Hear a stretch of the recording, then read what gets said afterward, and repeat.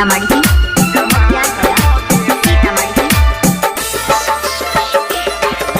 चमक रूप तोहर पूर्णिमा के चान भ गेले चमक रूप तोहर पूर्णिमा के चान भ गेले दिल द दे गे गोरखिया जवान भ गेले दिल द दे गे गोरखिया जवान भ गेले दिलवा हमर चोरैली हमर जान भ गेले दिलवा हमर चोरैली हमर जान भ गेले दिल द दे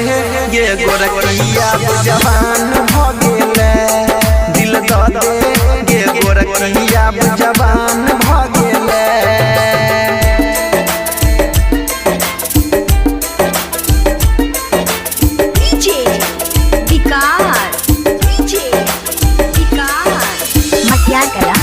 सीतामढ़ी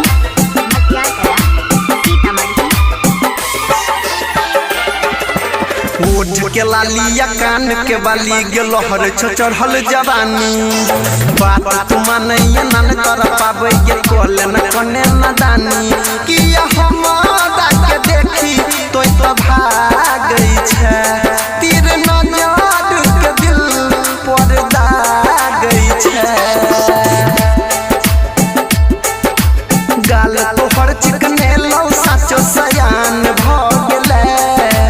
गाल तोहर चिकने लौ साचो सयान भ गेले दिल द दे गे गोरखिया जवान भ गेले दिल द दे गे गोरखिया जवान भ गेले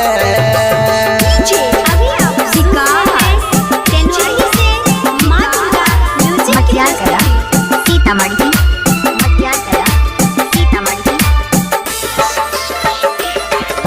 अनिल सन छौरा न मिलो तो दोबारा के बात हमर तोई माने अपन लभर के हुई वाला बर के गया बत तोई पहचाने ओ मरतीस के जान इहे यराजी छो बाकी आगे के तोहरे सब मराजी छो मुस्की पकड़ के घायल हमर परान लग गेले मुस्की पकड़ के घायल हमर परान लग गेले दिल द दे गे गोरखिया जवान भ गेले